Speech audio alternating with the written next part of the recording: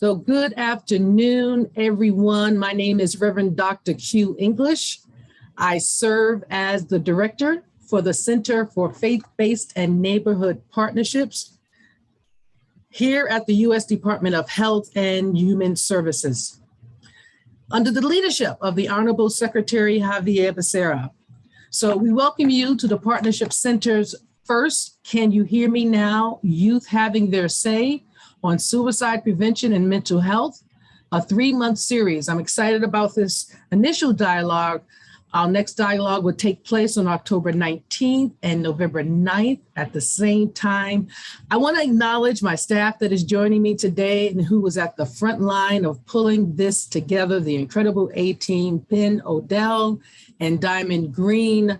I think we have other staff joining as well. It would be Heidi Christensen and Susan Wu.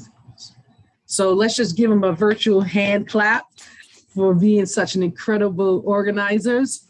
So this is an important conversation that we're having today. And it's not a one-time conversation. We know that mental health in youth was declared a national emergency last year. We had an uptick of 51% of emergency room visits by adolescents as it relates to suicide attempts. And 1 in 6 US youth aged 6 to 17 experience a mental health disorder each year. So this is a very important initiative for our department. To that end, Health and Human Services recently announced $40.22 million in youth mental health grants awarded and $47.6 million in new grant funding opportunity for school-based mental health programs. So it's important that our youth voices are heard and that we listen. Listen and make adjustments, changes in how we may be contributing negatively or positively to their emotional well-being. Listen without judgment to help them through whatever it is they're walking through. Listen so we can understand them better.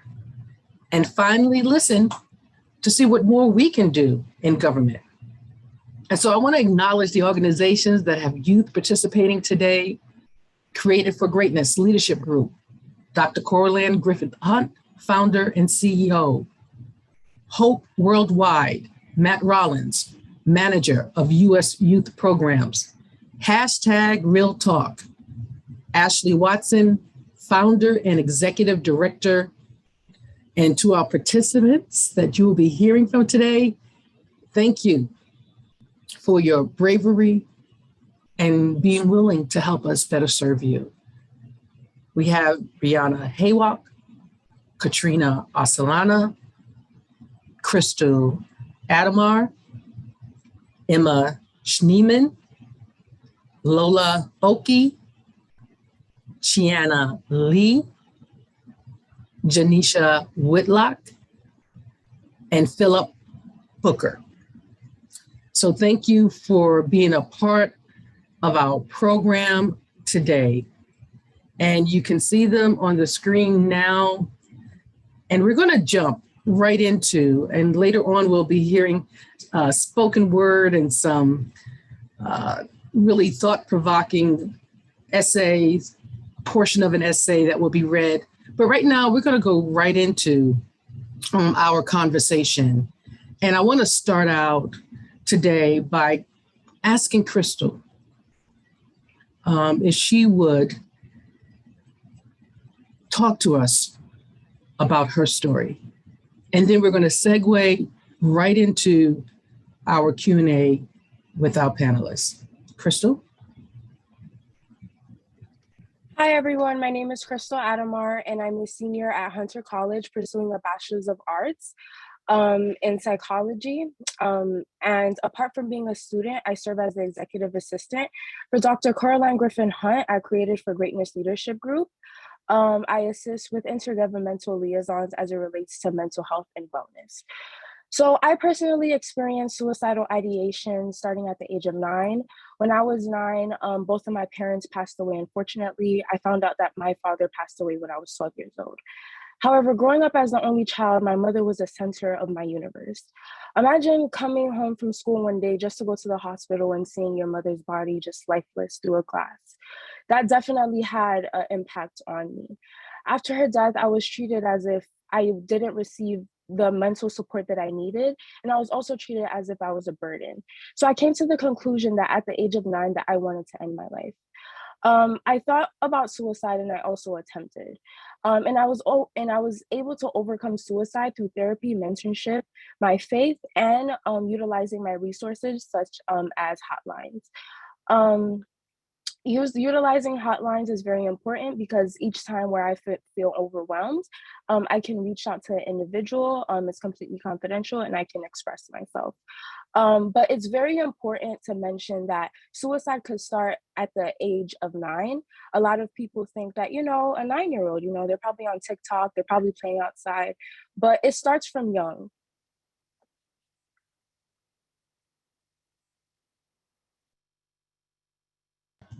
Thank you so much, Crystal, for sharing and being vulnerable.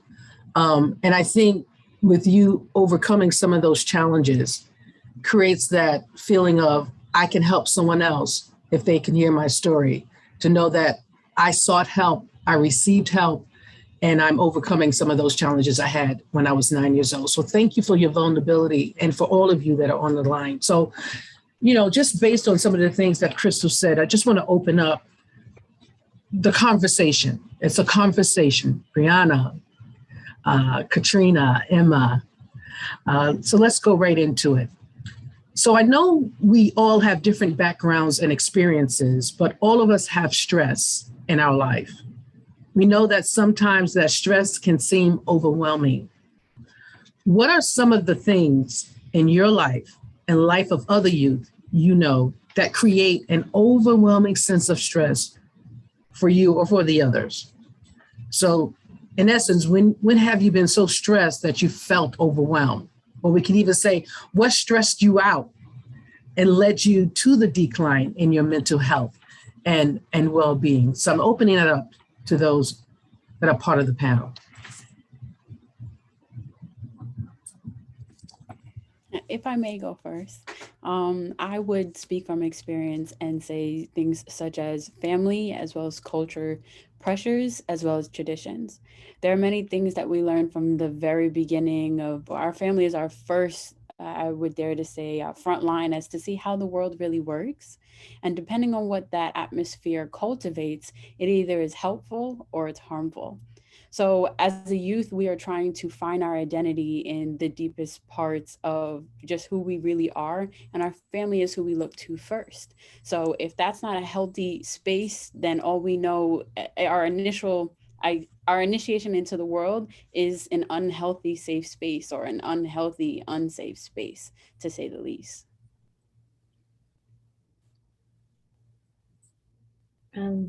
Bouncing off of Brianna, I would have to agree when I say that culture was a big stressor upon me. Mainly, I am of Filipino heritage and grew up in an Asian American household, and within that culture tended to be a stereotype of and stigma around mental health, thinking that we just need to toughen up, just smile. Everyone gets sad sometimes.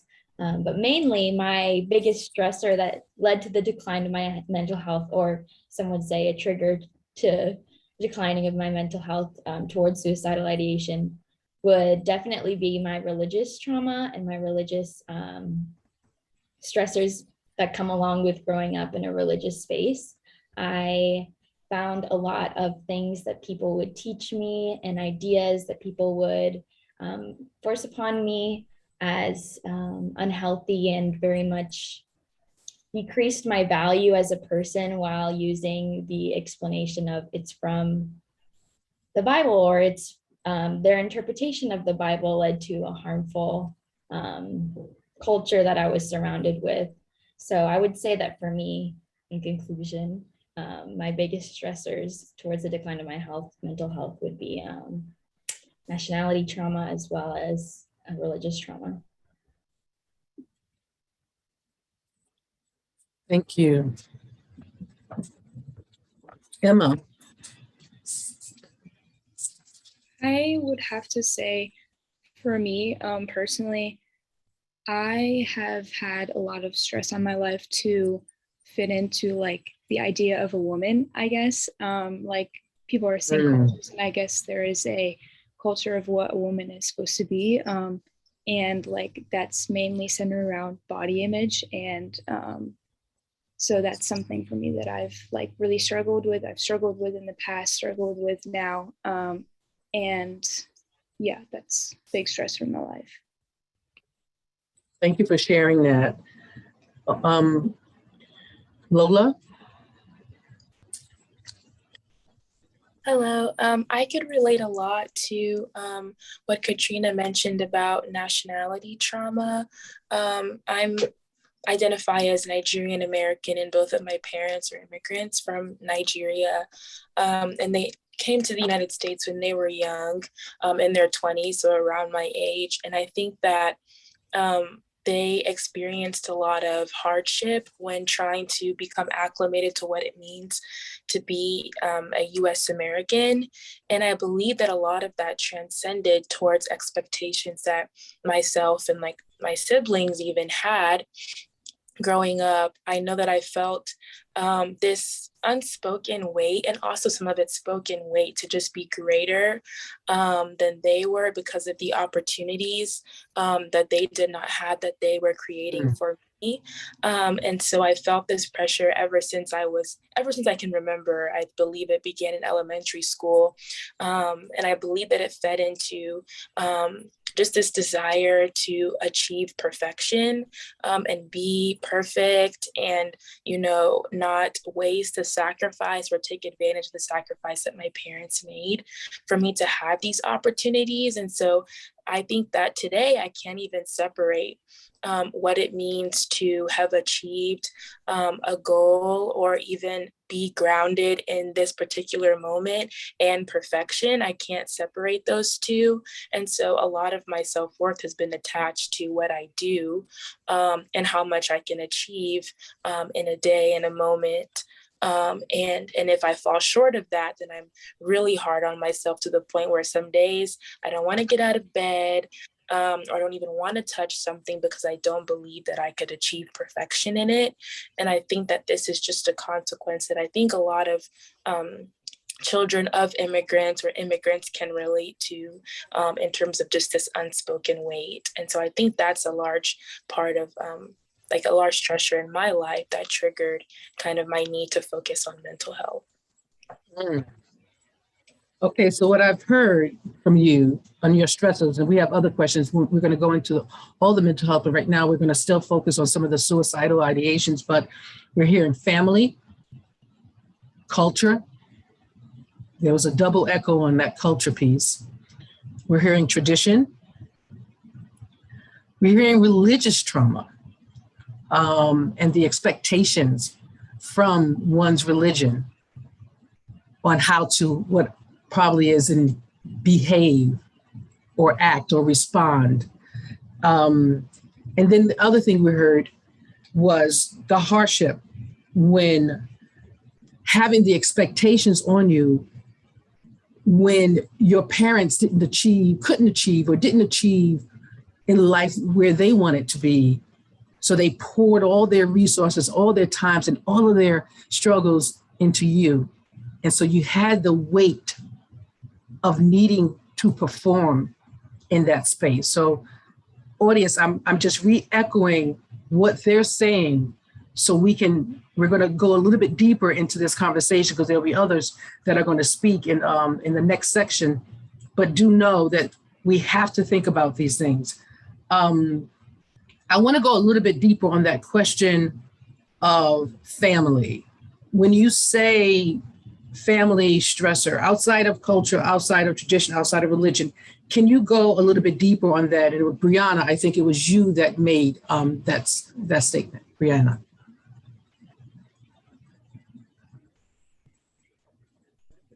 You're muted. Okay. Absolutely. Sorry about that. Yeah, absolutely. You have to understand that there is such an expectation to be able to be present, but when you're not allowed to be present, you cannot be present. So it's very important that we have these role models in our life, or that we have guidance to be able to give us the tools to practically live in a day-to-day basis, specifically when it comes to the faith-based community, where we have it's almost as if we're walking blindly and we're left to figure it out on our own. So it causes more trauma than is needed. So there are so many experiences that could have been diverted or helped through, but there was nobody particularly there to help you through. So you're left at a fish out of water, to say the least, to be able to, like I said, figure it out and kind of stumble and just vary through exactly what you're looking for and who you are and how it aligns with you. How does this work for me? What does this look like in my situation? How can I be in an unhealthy space but still represent, my faith in that sense? So I think it's very important for us as youth, and for adults as well too, and community leaders, faith leaders, to really understand that we're still very much human. And we need to understand the practicalities and the day-to-day basis of, how do I navigate in this world that I've never been in before?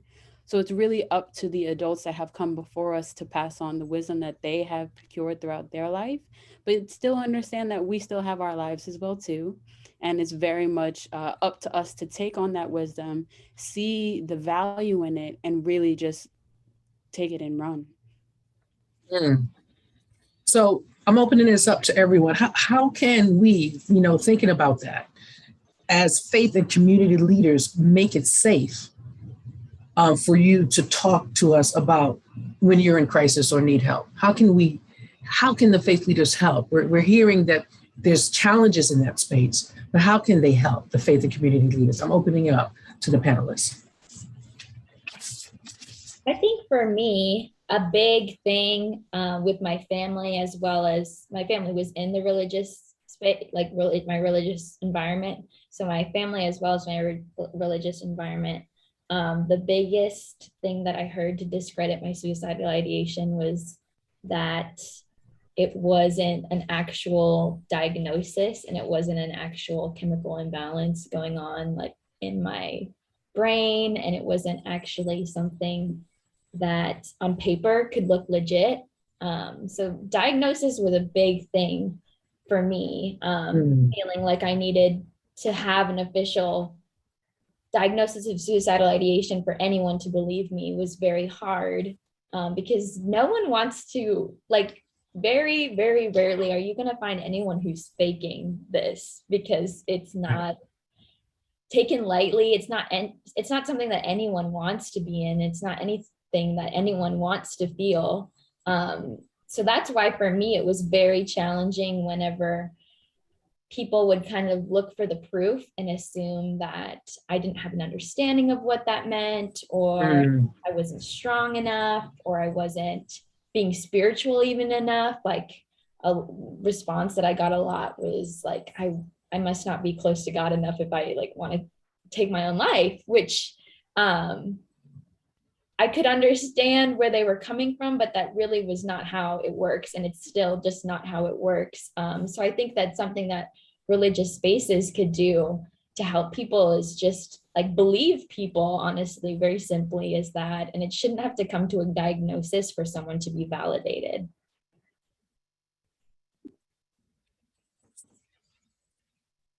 Anyone else on this particular Philip? Yeah, there was a part of where Katrina was talking about just like not being close enough to God to even like be able to get to a point. I think very similarly, like for me, I think what helps is just feeling like you're really being listened to in the first place. And I think especially in the religious context, or just in religious households in general, as I have two parents who are both ministers, I think it's really easy to kind of get into the mindset of trying to just fix the problem. Like as someone's talking, just like, oh, you know what, let me just show you the answer. And or just be like, oh, like let me share the scripture with you, like as the first initial thought, or let me pray this prayer with you. And I think for me, like a lot of times when those things happen, it can just feel like, one, I already did that and it didn't help, and so you doing it again it's not really helpful and just feels repetitive. And it can, for me, it was easy for me to think I was just doing something wrong, which made, I think, just mental health struggles even harder. And I think even just trying to fix the problem also just makes it feel like it's not really active listening in the first place. And so it doesn't feel like I'm being heard. And that if me sharing what I'm going through is met with an automatic solution, it can also just feel like the solution was right there in front of me and I just didn't see it. So again, it's just my fault. So I think just active listening in the first place and just really trying to understand and just be with a person and not trying to fix them or the situation. That's good. So it's not just your fault. Active listening, and I've heard the statement, the most effective means of communication is in our ability to listen. So I'm hearing that everywhere I've gone is, can you listen? And to what I'm hearing now too, is that you're asking your faith community to be better listeners. And while we adhere to spiritual principles, that your journey is real, your journey of pain, your journey of emotional distress, your journey of suicidal ideations is real. It shouldn't demonize you is what I'm hearing as well. But instead point you to resources and help that while we're fervent believers, those that are part of the congregations that you're a part of, from what I'm hearing, that while we're fervent in our faith, that our faith would lead us to point you to the resources and help that you're crying out for. And perhaps there are youth on this line that are identifying with what you're talking about as it relates to family, as it relates to culture, as it relates to tradition, and as it relates to religion. Again, thank you for sharing. Now, we hear the words, and if anyone else want to chime in, you know you have the freedom. We hear the words, be real. And some may be turned off by those that didn't seem real in your space. So how can adults be real with you so that you feel comfortable being real with them? So in other words, how can adults help youth see them as authentic and honest in their desire to provide help and assistance? Because I know, like, if we come into your space, there's that automatic shutdown, right? If you don't sense that authenticity or if that response isn't just right. So tell me, what does that look like, feel like for you? You want to chime in on that, Crystal or Lola? Yeah, absolutely. Thank you for asking that question. So youth members, and I'm speaking from the time where I was in high school, I felt very intimidated in the presence of authoritative figures because I knew what an authoritative figure meant. And basically, the approach of adults would be, there'll be an expectation of perfectionism. And I feel like in order to create a relationship where a youth member can be authentic with an older adult, is that, that adult themselves come and, be themselves. They don't have to necessarily present this level of perfectionism. And they could sit down and they can actually relate to us. And I think that it is very important that youth members are heard, but it's equally important to be understood. And it's equally important to be taken seriously, because ageism is a thing.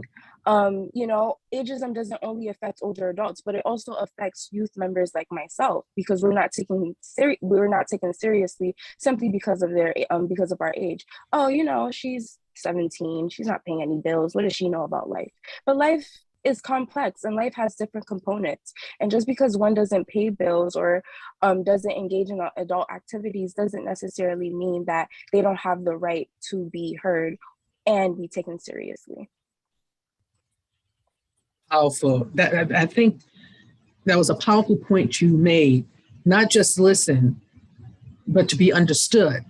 So that moves from just being sympathetic to being empathetic, right? So it's I feel you, it's I understand you.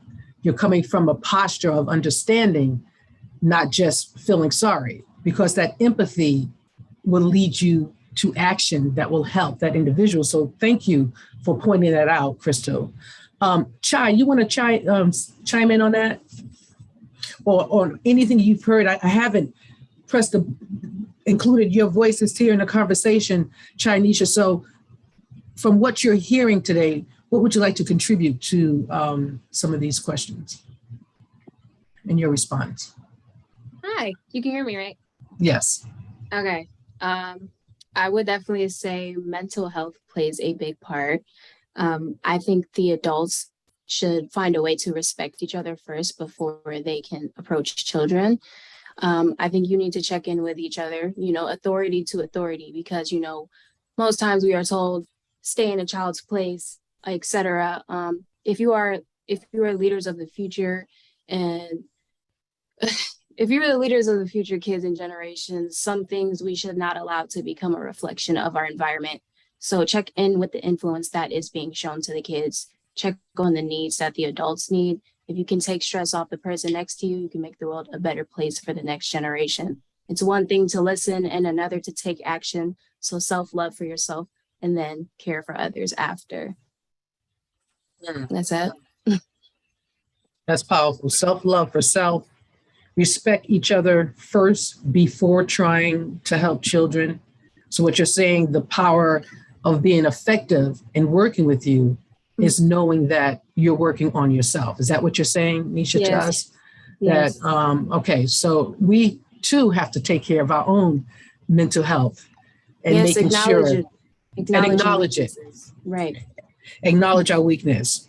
Okay, so and you're saying that is, I guess I'm hearing underneath that, that we have issues too, right? And so just because we're grown doesn't necessarily mean we outgrew those issues. Exactly. And now it rests only on you. And now we need to be your Superman, but instead care for ourselves and care for one another so that we can be more effective in helping you. So that's a powerful, powerful, powerful statement. So I'm hoping we're all taking notes because this is really great. Anyone else want to chime in on that before I go to the next?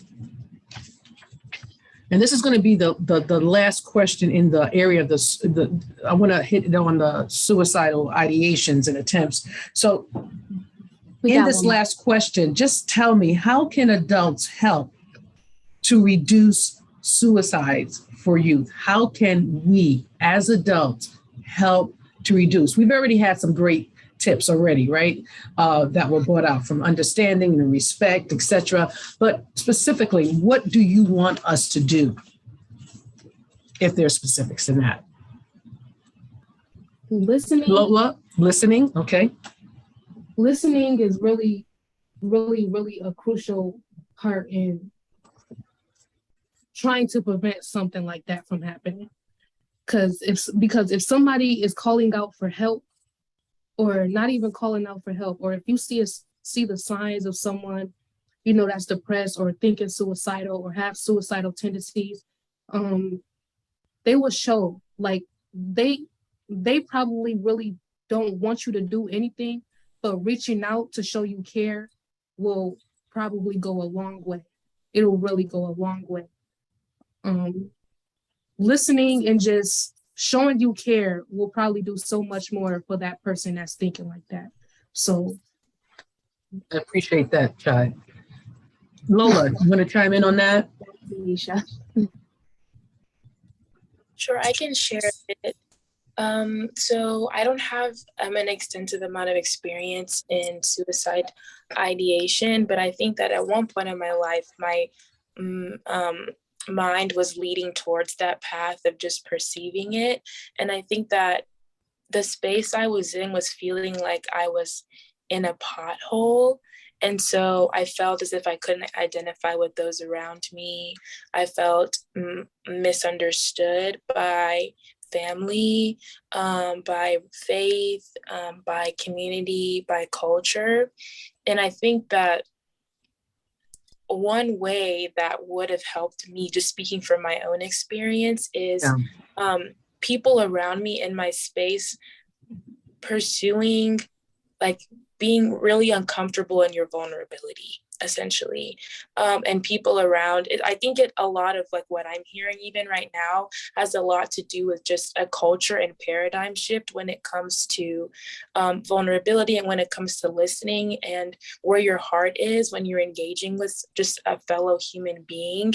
And it has a lot less to do with like more scientific and perhaps a harsher solutions and methodology. It has a lot to do with like the heart of the person who you're interacting with. And so I think that when hearing about solutions and even just ways to reduce the ideation, I think that that where your heart, like people in your community space, you as an individual in your community space, where is your heart when you're interacting with somebody, and a willingness, especially coming from adults interacting with youth, to be vulnerable, because a lot of adults use their age and use their experience to negate the feelings of youth, and that can make somebody push them into a deeper hole of like, well, there's nobody that really understands where I'm coming from. My feelings are not valid, and because I'm young, I don't know what I'm talking about.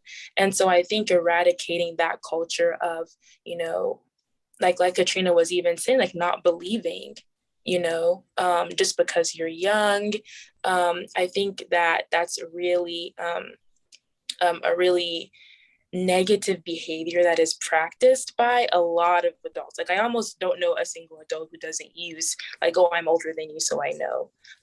I've been there, so I know. And it's almost like you're using your experience as a weapon and not as a way to nurture or comfort, or even relate. You're using your experience as a way to invalidate. And so I think kind of pushing back on those negative tactics is a way that I perceive can help. That's really good. So we're looking at, that was a powerful statement. I'm older, using experience as a weapon. And what I'm hearing too is the need for us to be more vulnerable in this space, like being okay to share our stories and being vulnerable. Again, not with that Superman complex. Like, for example, for me, and I'm going to hop to Katrina right after this. For me, I shared this with some of you, and some of those that are on this line know my story. I had my suicidal ideation at 10 years old. Like, why was I ever born? Not why was I born, in life to become, but why am I even living, right? And so it does start early. And for me, it was because in our generation, and you talked about stigma, in our generation, and that's why we do have to take responsibility. The stigma didn't start with you. It started with us. It started with our grands and great grand, right? And so I live with that, what I consider one of the most horrific statements that we lived with in our house was, what goes on in the house stays in the house.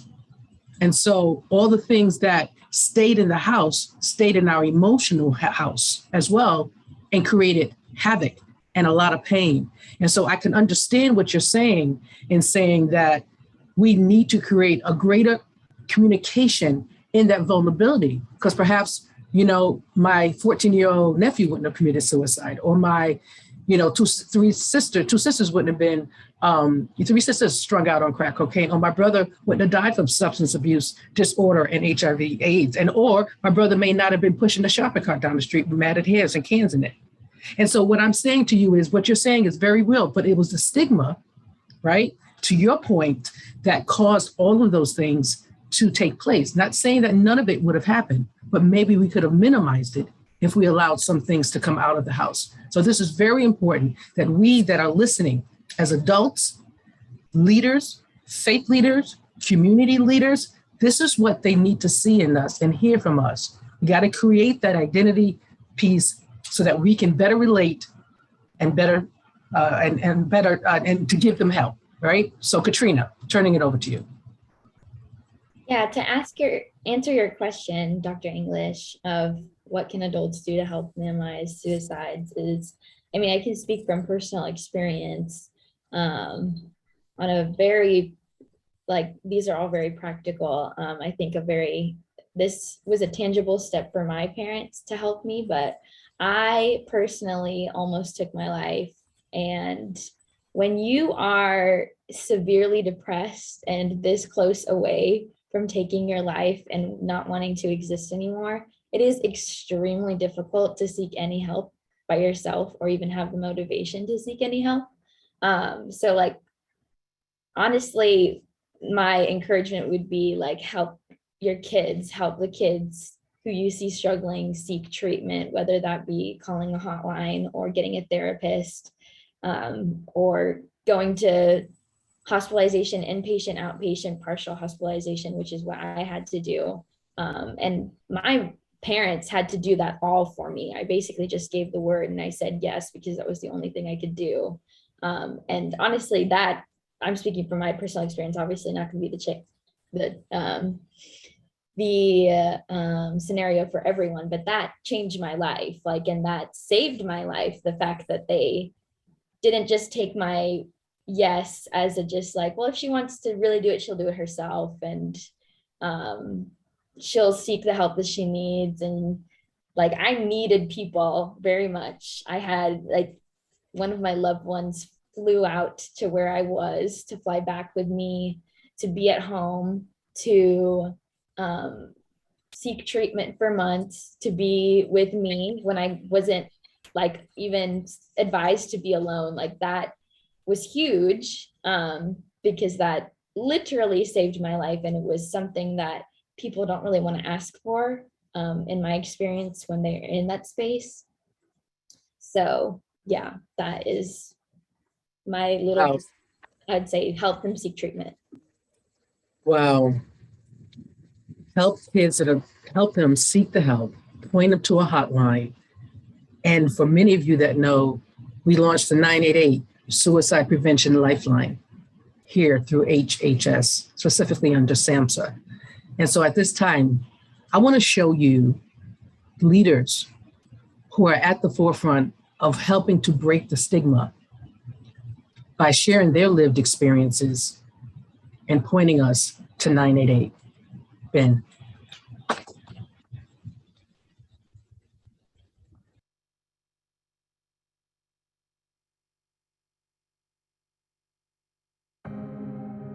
I grew up with one of the most horrific statements that can be made in anybody's household, and that was, what goes on in the house stays in the house.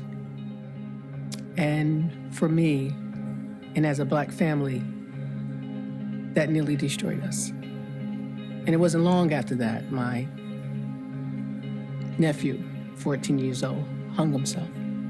Wasn't long after that when you found my brother pushing a shopping cart in the middle of the street. Yeah, he was that one. I'm the father of a suicide victim. My daughter was my only child. She was my heart, and she took her life. If there had been a helpline in that hour of crisis, it could have made a difference. I've personally had to receive mental health and assistance. I've had family members who've received mental health, who've thought about suicide. The significant number of folks who are attempting suicide, who have suicided, are young people between the ages of 13 and 19. I have a friend who was very spiritual, loved the Lord, and who took her life. And the biggest problem was at the funeral, all of us knew it, and no one could talk about it. Growing up in a family of 15, I really do know what it means when individuals would say that what goes on in the home, stay in the home, because that's the way our parents really raised us. Too many people are experiencing suicidal crisis or mental health related distress without the support and care they need. There is hope. The Lifeline works. It helps thousands of people overcome crisis situations every day. The 988 dialing code is just the first step towards strengthening and transforming crisis care in this country. It serves as a universal entry point so that no matter where you live, you can reach a trained crisis counselor who can help. 988 offers 24/7 access to trained crisis counselors who can help people experiencing suicidal, substance abuse, and other mental health crises. To reach the Lifeline, people can call or text 988 or chat 988lifeline.org. 988 is more than just an easy to remember number. It's a direct connection to compassionate, accessible care and support for anyone experiencing mental health related distress. But we're at a moment in time now where we have to indeed break that cycle and be open to a number of things that are happening in our families, especially in the Black church. You may be the person that stands between them, that ultimate, irreversible decision. Thank you for calling the Lifeline. How may I help you? Now, these were faith leaders who said, we need to step up to help break the stigma in our communities by being vulnerable and sharing our lived experience and promoting those that need help to call 988, which is our new 3-digit suicide prevention lifeline. The link has been placed in the chat. I'm asking you to copy it, put it on your social media channels so it can help someone else. I want to go on because I would love now to transition to some music. And we have Chai that's going to come to us in her own way. And this is what we're connect to, right? We're a sight and sound generation, and that is music. We all know music can be therapeutic, and the writing of music can be as well.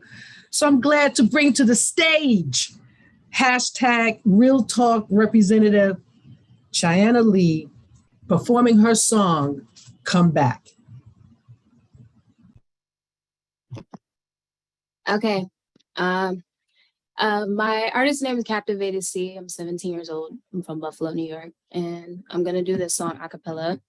It's really a Black injustice song, but it still is, it applies to this situation as well, because it's just how I view my mental health and how I cope with it in a lot of situations, and a lot of them so far have been related to Black injustices, especially in this city. So, okay. So it goes. They will never listen if there ain't no violence, but then again suggest that we should just be silent, or it's confiding in the media, fake news be piling like a complaint from my people, yeah, they override them, looking for the answer where there ain't no truth. The real question they should ask is inside of you. What's behind the mask like Scooby, but there ain't no clues, trying to seek hope for a shoulder, but a day we can't even get through. Nah, forget all that faith, have hope, seek love. Nobody cares as much on earth than the one that is above. High dreams, high expectations, there ain't no limit, dove, except this country. Is it all for one or one for gov? Like a broken CD, they continue to play. Even if it's stuck in place, don't mean the song is gonna change. All we ask is for justice, but they think it's a race to who can make the most destruction in a single day. It's survival of the fittest, and it's for the kids. The same ones who taking over all that childish sins. Now y'all paid for all the days that y'all chose ignorance, and it's the time we gotta fix, cause y'all was blasphemous. And this I come back. You saw me struck back. Our biggest weapons are our words. That's why our guns are gun racks. Now we pin that. You stuck like thumbtack. What goes comes around. I hope you know we never lack and we'll never cut back. Yeah. Thank you. Wow. Let's show her some love. Let's put it on the screen. Let's do the hand clap thing. We're the virtual audience here, and everyone, you know, those that are here, if you can just you can drop stuff in the chat, give her a shout out. And, you know, this is therapy. This therapy. This is her outlet. She writes and she sings, and it's not just for her, because you can sing, you could share your songs with the world. And today we are allowing her to share it with those that are part of this webinar today. So thank you. Thank you. Thank you so much. Emma, I do want to hear your comment on a few things, and I'm going to circle back to you. And you're going to come right after Katrina, because Katrina, we're going to segue now. I want you to share your story, Katrina, about mental health. Share your story about mental health. And then I would like Emma to provide some comments, and then we'll continue from there. Like I shared, I am Filipino American. I'm an immigrant. I immigrated to the US when I was about 4 years old. I grew up in a very religious household. And I'd like to preface this by saying that I have an amazing relationship with my parents now, and they're so supportive. And like I said, helped me get a lot of treatment. And we have worked through all this. So this isn't anything that they'll be surprised to hear if they're listening. But my parents were also very influenced by cultural standards, like I had said. So it was a very discrediting environment to grow up in with mental health, especially religiously, like we had discussed earlier. It was like God can fix any problem and God can do anything, which, you know, we believe, but mental health is considered an actual illness now, and an actual diagnosed, can be actually diagnosed diseases. So I actually was also homeschooled growing up, so I didn't get a diagnosis for any of my mental health troubles until I was almost out of college. So my diagnoses are a severe case of major depressive disorder, generalized anxiety, and ADHD. And all those diagnoses are severe cases, which was very hard to come to as a 21-year-old adult woman now, realizing that I lived through my whole life having these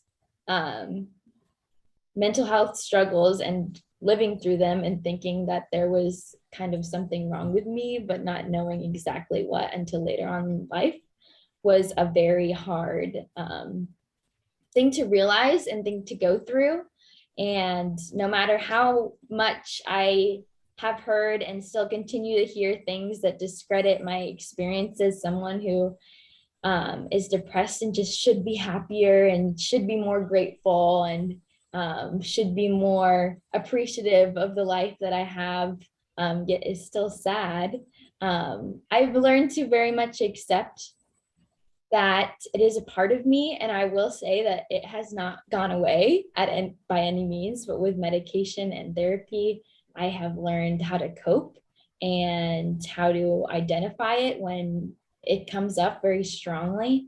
But it is something that I continue to live with every day. I think that the temptation is to hear this panel and to hear people like me speak, and I'm like, I'm speaking about suicidal ideation because I just overcame it and it's just good now and I'm completely healed, which is just not the case. I've grown a lot and I'm super grateful, but it is still something that I continue to live with, and it doesn't really go away, but it works out. And now I'm here getting to help, hopefully, people, which is amazing. And now I studied human development and family sciences with a focus on family services and community.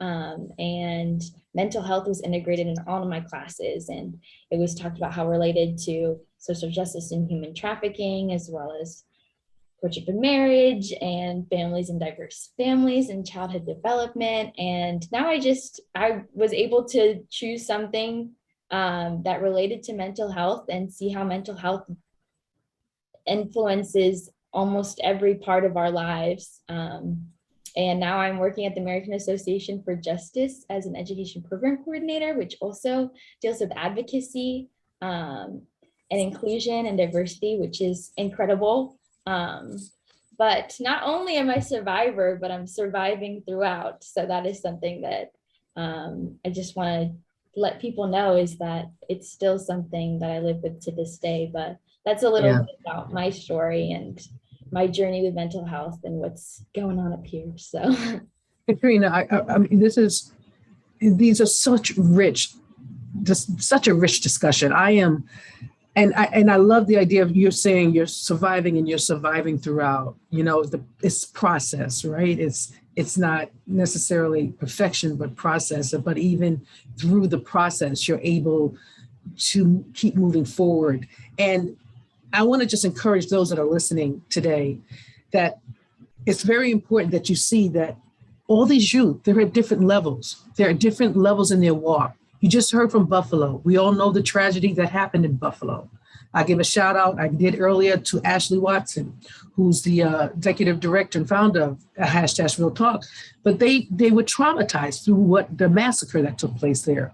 And so there's a different types of trauma that, we experience. But the one thing I want to encourage everybody here is that we can't put an expiration date on another man's trauma. We can't tell them when it's time to get up. But what we can do is be in the dirt with them. If they need to be down there, we need to be down there with them and walk with them until they're ready to stand on their own. And even when they're ready to stand on their own, we don't leave them, because this is not a project. This is a relationship. And that's what we need to see. They need to be connected. We found that those adults that are connected and truly connected in relationship with youth, the youth mental health problems are minimized. And so I want to continue to hear more, Emma, and then just Emma, I know you've been a little bit quiet or the last couple of questions, but I want to see if you wanted to chime in on anything. And then after Emma, I want Brianna to share her story about mental health. So Brianna, you can just provide comments, and then I'm sorry, Emma, you can just provide comments, and then Brianna, you can share your story, and then Philip, I'm coming back to you. Okay, hi. Yeah, I just want to share a little bit, like Katrina, I was also raised in a very religious household, but I think the thing that has helped me is my spirituality, but I know that's not the case for everybody, like Katrina. And so people invalidating that is just you just don't want that. But I just want to say that I feel like a lack of relationship in spiritual or family or self can really lead to anything going wrong, any trauma, and just any lack of and unstableness in any of those areas, or one specific area, especially family, is just kind of the core of where things can go, start to go wrong. And sorry if my noise is it's the background. No, you're fine. You're fine. Yeah, I just want to say thank you for letting me share and being on here. But I really do appreciate every adult on here who wants to learn. But I do think that Lola and Katrina have been saying, that just by being a vulnerable person and having the basic relationship standards in a for talking to youth is just really important. And so listening, active listening, like Philip said, and being vulnerable, like Lola said, is just very all important. So I just want to reiterate that because it's very important. Thank you, Emma. Brianna, you're up next to share your story about mental health. Thank you so much for this opportunity. I definitely do want to start by saying that this has been a space that I didn't know that I belonged in, but now I'm here. And thank you for allowing me to share my space. The trauma that has happened, I understand now to be triumph. I was born here in America. However, I do come from a Caribbean American family. My mother is from Guyana, and my father's descent is from Barbados as well too. Excuse me. I would say that my real my beginnings started honestly within the church. My mother I was a Sunday school teacher, and my father was in the band. So it's safe to say I was literally born in the church and raised in the church. So everything about the church oriented. I was in there every single Sunday, 5 in the morning till 5 in the evening, slept in and out between, services and just having fun. And it just got to the point where I was there, but I was not present. It wasn't until I got older, I would say, it wasn't until I went away to college actually is when, or probably I'll start from home. The home situation exactly wasn't the greatest. I felt there was a lot of pressures, especially on me. I had younger sisters that I felt I really had to raise, essentially. And being a child, but having to put on the shoes of an adult is crucial when it comes to the level of mental health, because we're children. So how does a child raise a child is the question at hand. So out of I would say the yearning to get away from home and the pressures of home, the cultural expectations of home, I tried really, really hard in high school so that I can get as far, far away from home as I possibly could and be admitted into SUNY Cortland. Excuse me.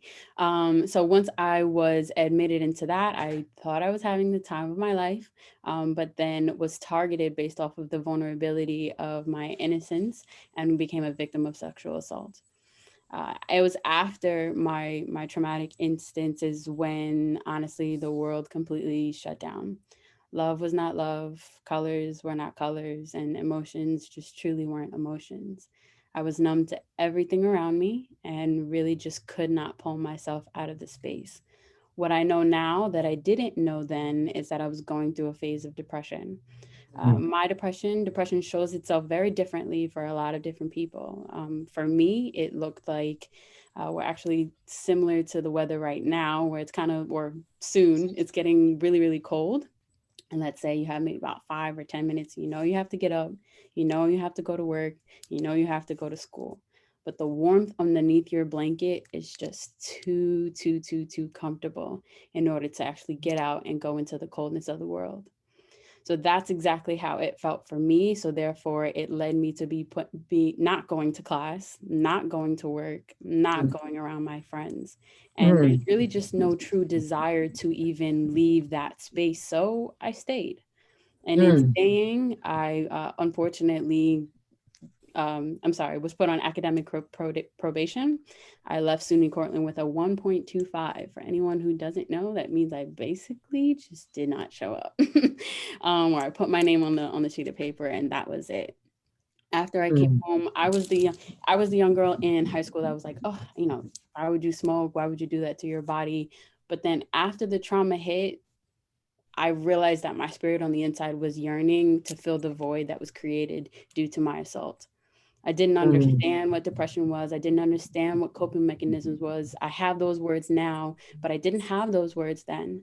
Therefore, I didn't have the understanding. And it's very important to have those words so that you can then do your own research. You can then do your own work to understand, like, okay, this is what I'm going through. This is my trigger. So how do I start to heal from that trigger? What does it even mean to heal from those triggers? So once I came home, again, I was still fighting that urge to stay home because home simply just was not safe. So I worked really, really hard. And I went to work, school, home, church, work, school, home, church.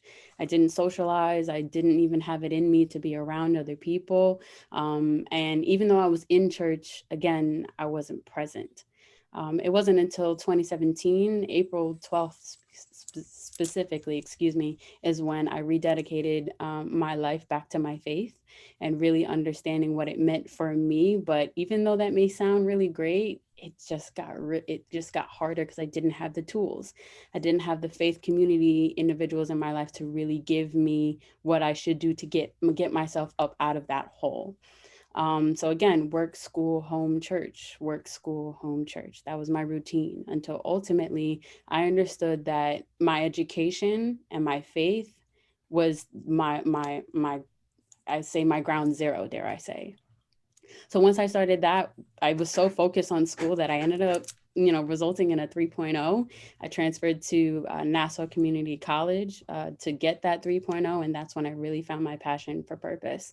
I found my purpose towards philosophy, which ultimately led me to finding law, and refound my passion towards mass incarceration and law. So now I transferred out of Nassau Community College and I went to the University at Buffalo. At Buffalo, I then ultimately understood, like, okay, this is where I'm supposed to be, and this is how I'm going to help others. Still very, I guess you could say, lost in the sauce when it came to really just finding the tools. But then after I found my mentor is really when the proof in the pudding came to peace. Dr. Griffin Hunt, which is the CEO and founder of Created for Greatness Leadership Group, was my saving grace. She was the one that told me, she was the one at the end of the, how do I say it? What's it called? The finish line, telling me, like, hey, it's safe over here. Hey, you can make it through. Hey, you've gotten this far and you have so much further to go. It was so important for me to really understand that although I had been through so much trauma, that there was so much more triumph to come out of that. That it wasn't just because of my age is why I was going through all of this, but it was because of the culture and my environment that cultivated an unsafe space. So it was just so important. That's when my understanding came of mental health. That's when my understanding came for why it was so necessary to be in these spaces.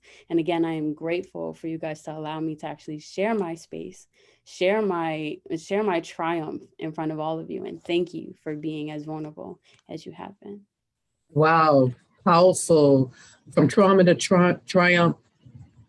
You would think, Brianna, that when you had said work, school, home, church, that was called structure, but that was really called hiding and isolation.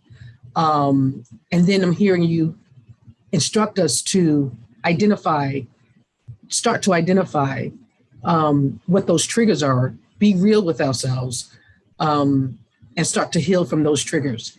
And then that connectedness was important, having the Dr. Hunt in your life, right? And so those are you on this call. You too can be that Dr. Hunt. And kudos to you for the incredible accomplishment. We have scheduled questions. I'm going to go with Philip, Crystal, and Lola. Philip, let's jump to you now, so you can unmute yourself. Who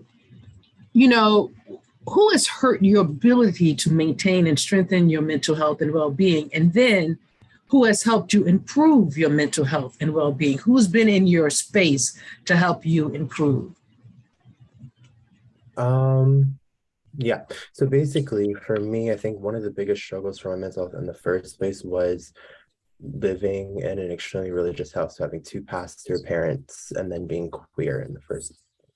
I think lots of that came with feeling unworthy, like I was doing something wrong and I needed to fix it, that this was my fault, that I somehow brought this upon myself, which I feel like was like a constant message that was brought upon me. So I feel like the people that hurt me the most were my parents. And I think even just sharing different people that how they were able to overcome their like struggles of dealing with same-sex attraction in the first place. And I think just feeling like I can't live up to that because that's just it's not that easy. It's not an on and off switch.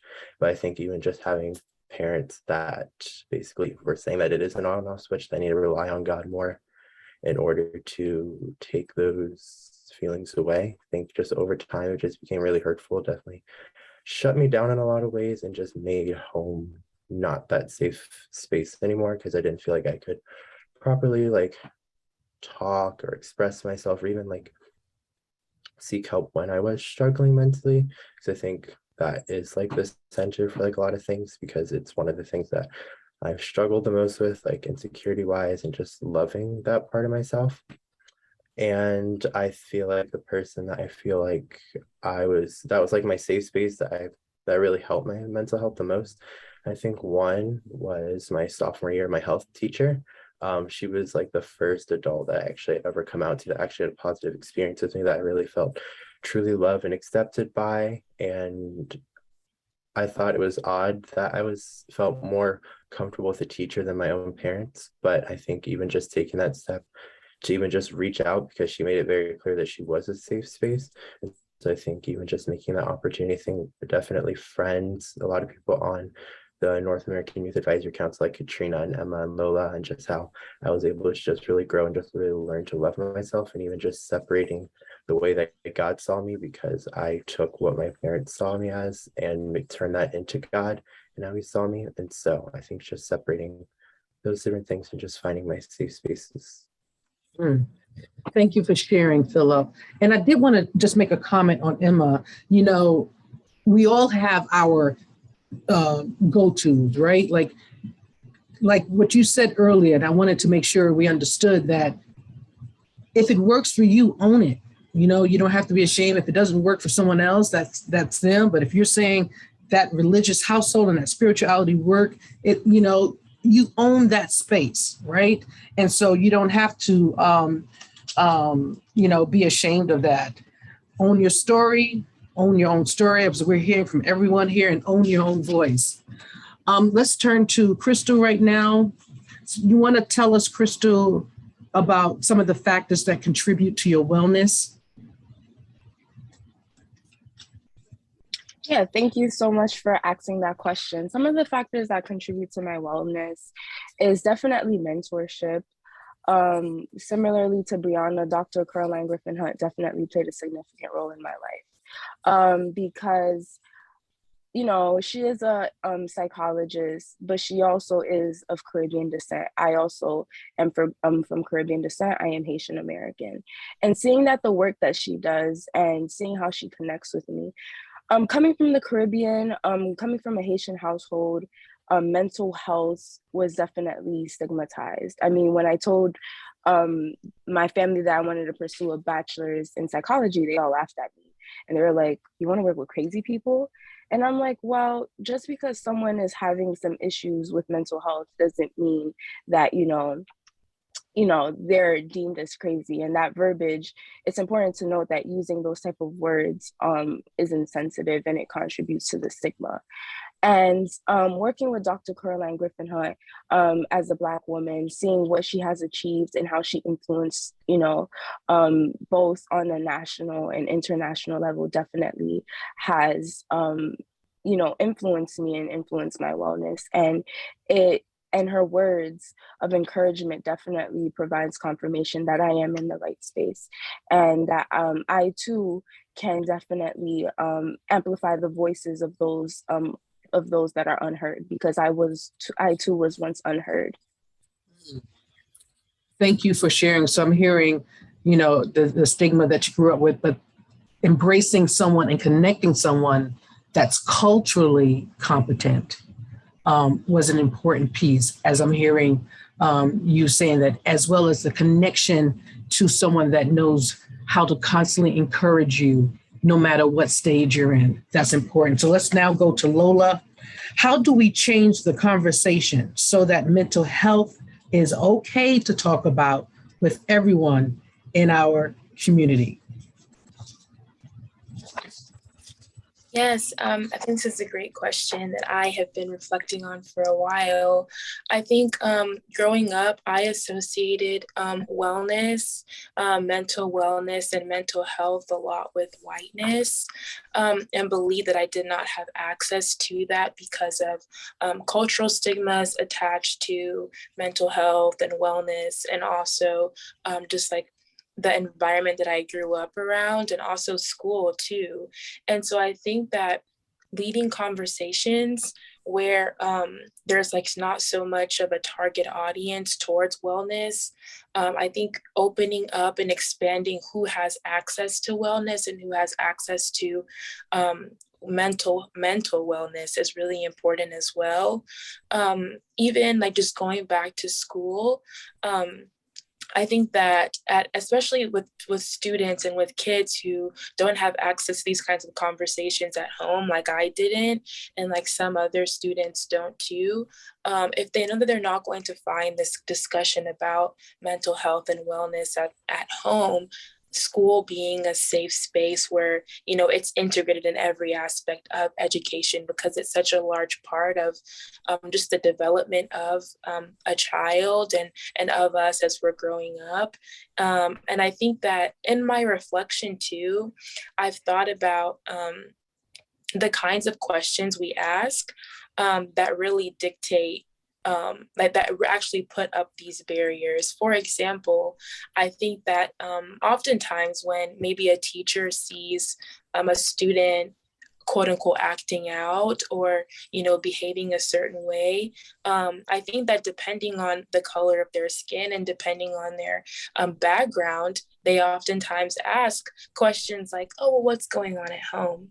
If their parents are even able to attend those meetings, they'll ask the parents, well, we just want to inquire about their home life, and maybe they should see a professional because of this. And I think that that gets at the more surface level idea of what we believe mental health to be. But I think really getting down to the emotional and vulnerable aspect of it, and really helping kids develop a vocabulary on how to articulate how they feel and really put these barriers down, is to ask different questions. For example, even just asking a child, like, do you feel like punching a wall or yelling?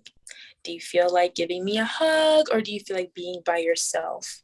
I think that when you're young, you don't necessarily have the vocabulary, and so you believe, and that is a barrier, and acts as a way to block off access towards these conversations. And so beginning from a young age and just helping kids build the vocabulary to show that it's okay to talk about this, it's okay to think about it, and that there's nothing wrong with you. And then lastly, in the religious space too, a barrier that I think could come down is just that it's interesting how in my religion specifically, brokenness is something to be embraced, because brokenness depicts and shows your need for God. And yet if somebody approaches like say their pastor or somebody of authority, somebody who has authority in the church with their brokenness, it's invalidated, and it's shunned. And I think that this is essentially like a dichotomy that I've seen, and yet it contradicts itself, where in this religious space where brokenness is necessary for you to step into your need for God, that when you do exemplify this brokenness and say, hey, you know, everything is not okay all the time, that you're shunned for it. And I think that attitudes towards that need to change, or there will continue to be youth that suffer in silence because of the lack of space created for these emotions. Wow, creating space to express these emotions. We've got a lot of work to do, but you know what? Together we can win. I'm going to shift because they have some questions of me here in government about what we're doing. But right before you shift to those questions of me, Nisha has a special reading that she'll be doing at this time. Nisha.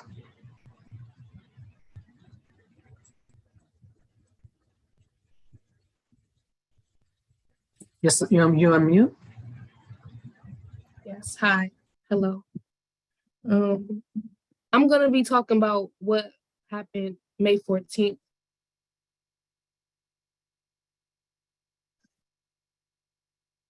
Oh, go over there. Yes, please. There was a reading that's supposed to take place from #Real Talk. You're frozen though, I'm sorry. And again, these are individuals from Buffalo. I'm frozen now? You're good now. Okay, thank you. Okay. Okay, I'm gonna be speaking about what happened on May 14th at Tops on Jefferson. What happened May 14th was not only traumatic, it was disappointing. It was an attack not only on our community, but our elders. I feel like our courage and our humanity was taken away from us that day. I felt like we got backed into a corner and left to deal with whatever happens next. We weren't seen as people that day. And I think that's the worst part of this whole thing. We wasn't seen as people. We were seen as a virus or a thing or a speck that didn't belong. He tried to break us, scare us, and put us in a box back in a state of fear.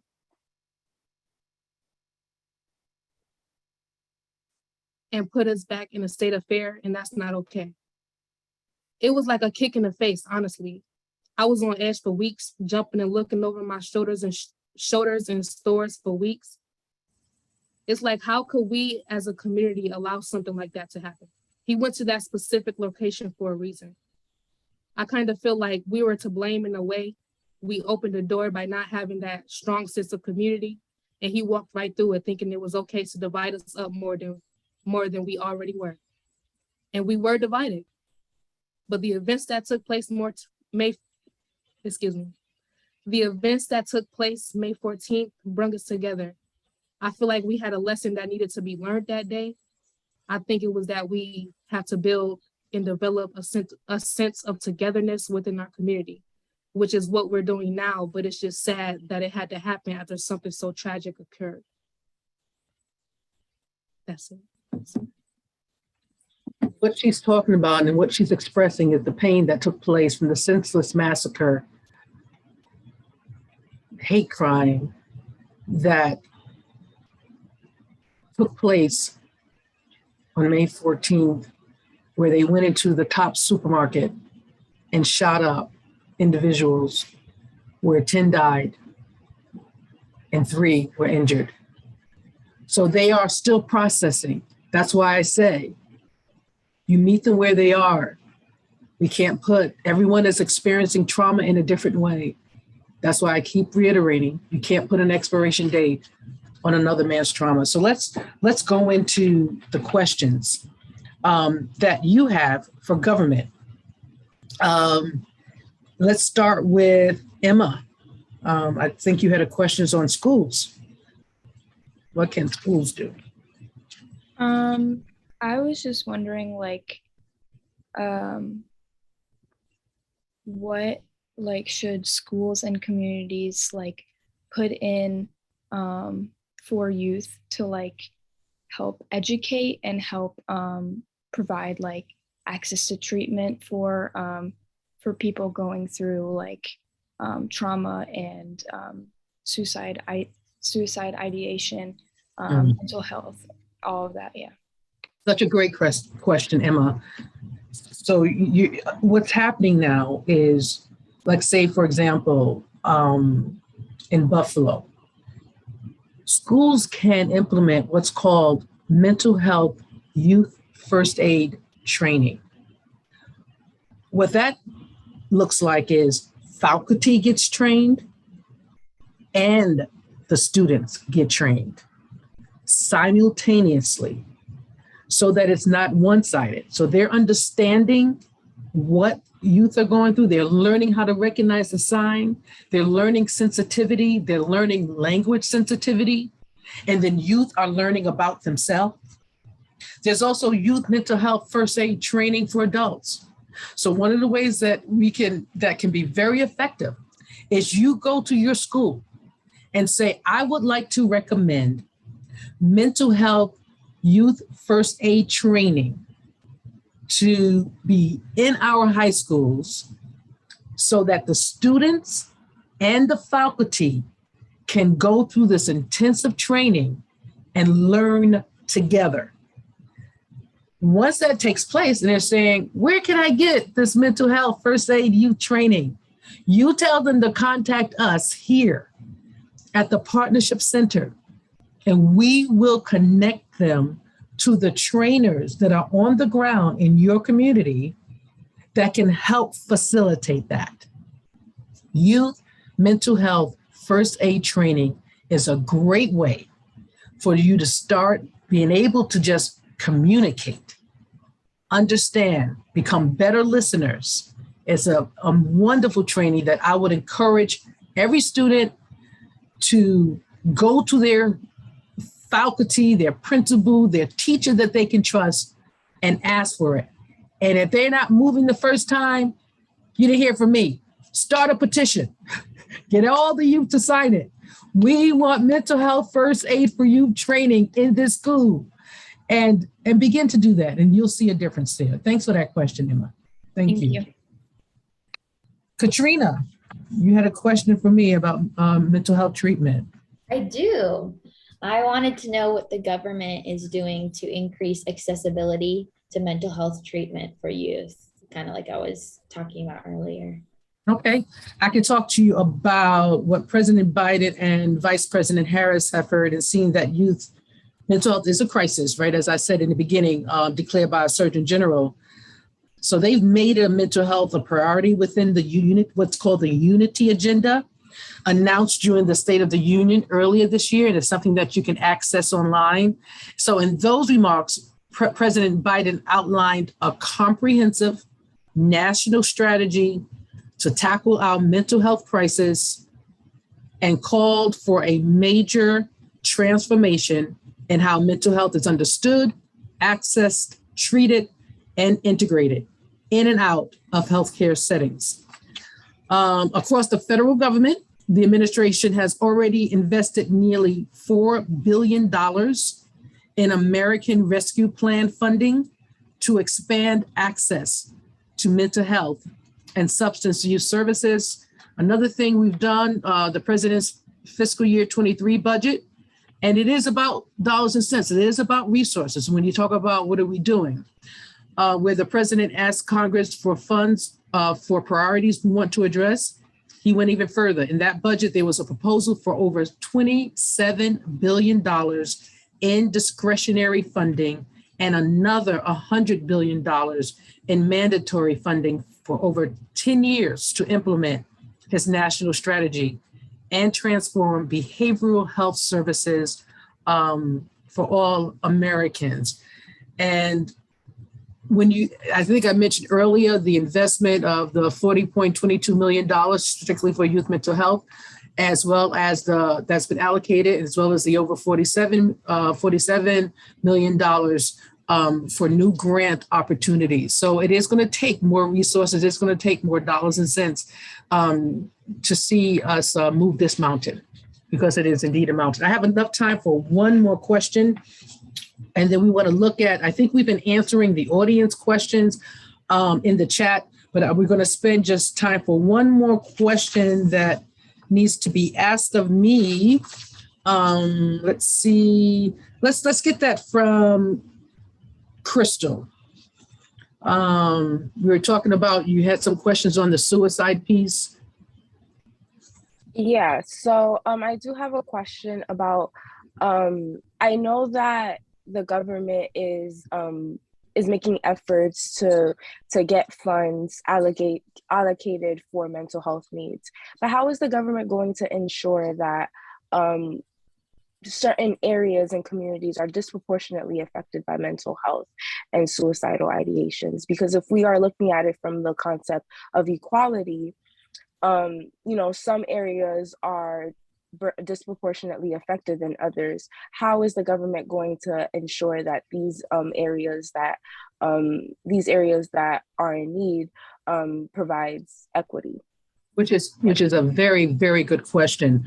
One of the things you need to know is that what happens when the money is allocated, for example, in federal, right? So we're federal, we're the nation. That money now goes to the state level, right? So it's like I'm writing a check, let's say, for example, to the state of New York. I'm federal. I'm here in Washington, D.C. I wrote a check to allocate X amount of dollars for youth mental health, and I'm writing it to the state of New York.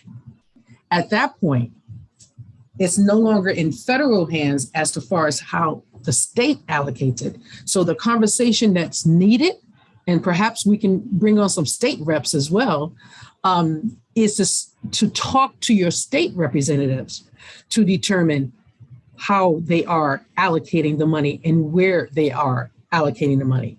But once we do, what we do is we give it to the state, and then the state funnels it down to the communities, the cities, and it's up to these nonprofits, et cetera, to be in position, right, to apply for these grants that are coming down on the state level. So the assurance of where it goes comes from the state. But another thing I want to just address, and this will be my part of my closing comments, because I know we're coming up to time. It's okay to lead a conversation and use the word, are you thinking about suicide? Ben, can you drop in the chat the hashtag that we're using in federal of what we're going to, I think it's a hashtag I choose to be, or this is your commit. Yeah, be, I'm really way off. I think it's be the number one and then the word TO. I think it's be the number one. Yeah, there it is. And the word TO. That's what we're looking at, because what's really important for us to understand is that the fact that if it comes up, you need to take it seriously. If they're talking about it, if they're discussing it, we need to take it seriously, because there's a myth out there that talking about suicide might put the idea into a person's head. In fact, studies show that acknowledging and talking about suicide may reduce rather than increase suicidal ideations. This means we can't be afraid to ask tough questions. So if you're interacting with someone in emotional pain or even joking about the pain they're in, ask them directly, are you thinking of suicide? Other questions you can ask include, how do you hurt? How can I help? And how do you feel emotionally? In essence, we have to talk about it. We have to get it out in the open. And you might never know, a simple question as a follow-up might be the question that could save a life. And that certainly seems worth it. I want to thank all of our panelists here today. We're going to continue this conversation on October the 19th. And we want you to come back, those that are as part of the participants, and we want you to bring others. Because the more we spread this information, the more they understand it from a youth perspective, the more effective we can be. Again, respect one another's space. Take time to learn about yourself as an adult so that you can be effective in helping our youth. Let's become better listeners so that we can become better communicators. Let's lead through compassion and empathy and not merely sympathy. Let's move out some of the barriers that have been there and that have been present, from the family to cultural tradition, and you're hearing a lot about religion. And if we're talking about needing change, so let's be the change we want to see. Thank you so much for joining us today. We look forward to continuing this conversation in October. Thank you.